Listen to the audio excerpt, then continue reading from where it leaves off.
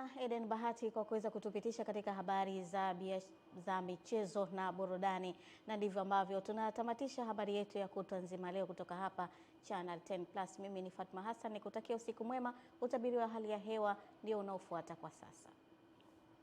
Na sasa ni wasaa wa utabiri wa hali ya hewa kwa muda wa saa 24 zijazo, tukianzia saa 3 usiku kutoka Mamlaka ya Hali ya Hewa Tanzania. Karibu. Usiku wa leo ni matarajio yetu kuwa mikoa ya Kigoma, Tabora, Katavi, nyanda za juu kusini magharibi, kusini mwa mkoa wa Morogoro pamoja na Ruvuma, mikoa inatarajiwa kuwa na hali ya mawingu kiasi, mvua na ngurumo katika maeneo machache.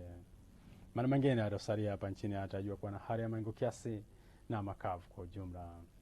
Upepo wa bahari unatarajiwa kuvuma kwa kasi ya kilomita 40 kwa saa kwa upande wa pwani ya kaskazini na kilomita 30 kwa saa kwa upande wa pwani ya kusini.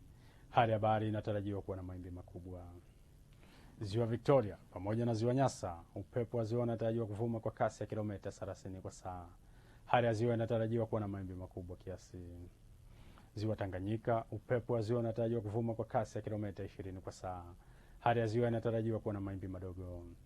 Kwa upande wa Ziwa Rukwa, upepo wa ziwa unatarajiwa kuvuma kwa kasi ya kilomita 30 kwa saa. Hali ya ziwa inatarajiwa kuwa na mawimbi madogo. Angalizo, Mamlaka ya Hali ya Hewa Tanzania inatoa angalizo la matarajio ya vipindi vifupi vya upepo mkali unaofikia kilomita 40 kwa saa na mawimbi makubwa yanayofikia mita 2, hususan katika pwani ya kaskazini. Pia Mamlaka ya Hali ya Hewa Tanzania inatoa angalizo la matarajio ya vipindi vifupi vya mawimbi makubwa yanayofikia mita 2, hususan katika pwani ya kusini. Tafadhali chukua tahadhari. Na kwa siku ya kesho ni matarajio yetu kuwa mikoa ya Kigoma, Katavi, nyanda za juu kusini magharibi pamoja na Ruvuma, mikoa inatarajiwa kuwa na hali ya mawingu, mvua na ngurumo katika maeneo machache na vipindi vifupi vya jua.